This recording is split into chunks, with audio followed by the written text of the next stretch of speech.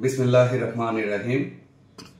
প্রিয় বনপাড়াবাসী সবাইকে আমি আমার প্রাণপ্রিয় সংগঠন বাংলাদেশ জাতীয়তাবাদী স্বেচ্ছাসেবক দলের পক্ষ থেকে জানাই আন্তরিক শুভেচ্ছা ও অভিনন্দন এবং সালাম। আসসালামু আলাইকুম। আমরা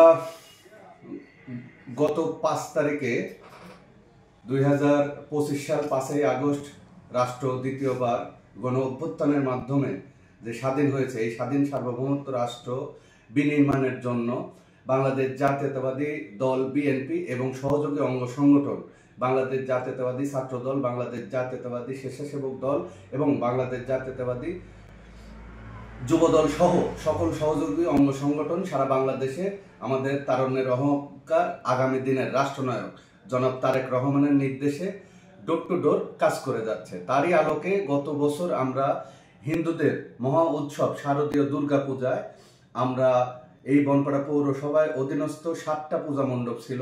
সেই 7টা পূজা মণ্ডপে আমরা বাংলাদেশ জাতীয়তাবাদী ছাত্র দল এবং বাংলাদেশ জাতীয়তাবাদী স্বেচ্ছাসেবক দলের উদ্যোগে দিনরাত 24 ঘন্টা প্রায় আমরা 4 থেকে 5টা টিম করে এই 7টি ওয়ার্ডে মানে 7টি পূজা মণ্ডপে নিরলস পরিশ্রম করেছি এবং তাদের নিরাপত্তার ব্যবস্থা করছি যাতে কোনো ধরনের অপ্রীতিকর ঘটনা না ঘটে।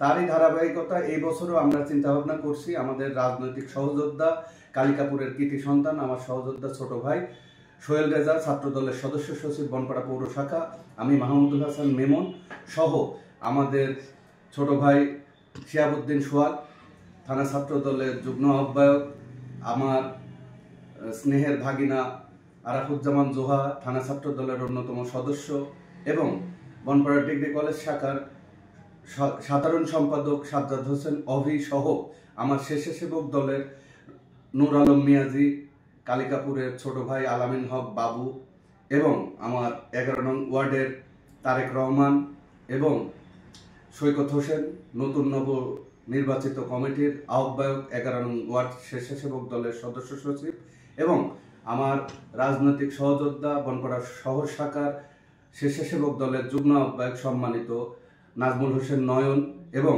কালিকাপুরের আরও অনেক ছোট ভাই বাদার সহ হারোয়া গ্রামের আমাদের মুরাদ যুব দলের নেতা এবং চঞ্চল আহমেদ সহ আমরা গত বছর প্রায় 50 থেকে 60 জনের একটা টিম করে এই 7টি পূজা মণ্ডপ আমরা নিরলস পরিশ্রম করেছি। তার সাক্ষী এই জনপদের লোকজন। আমরা এবারও প্রস্তুত আছি ইনশাল্লাহ 31 বয়ানের জন্য কাজ করে যাচ্ছি এবং আমরা এই 29 তারিখ থেকে তাদের মহা উৎসব শারদীয় দুর্গা পূজার ষষ্ঠী শুরু হবে। আমরা প্রস্তুত আছি যে কোনো জায়গা থেকে যদি কোনো ধরনের ফোন কল আসে আমাদের কাছে আমরা অবশ্যই টহলে থাকব, সবসময় তাদের পাশে থাকব। আর তাদের যদি কোনো রকম প্রয়োজন হয় আমাদের সাথে যোগাযোগ করবে, আমরা তৎক্ষণাৎ সেখানে উপস্থিত হব ইনশাল্লাহ। কারণ আমাদের একটা বড় টিম আছে। এই বনপাড়া শহরের যুব সমাজ সিংহভাগ আমাদের সাথে পলিটিক্স করে। আমরা আসি যে কোনো সামাজিক উন্নয়ন এবং সামাজিক উৎসবে আমাদের পাবেন। ধন্যবাদ সবাইকে। বাংলাদেশ জিন্দাবাদ, বাংলাদেশ জাতীয়তাবাদী স্বেচ্ছাসেবক জিন্দাবাদ।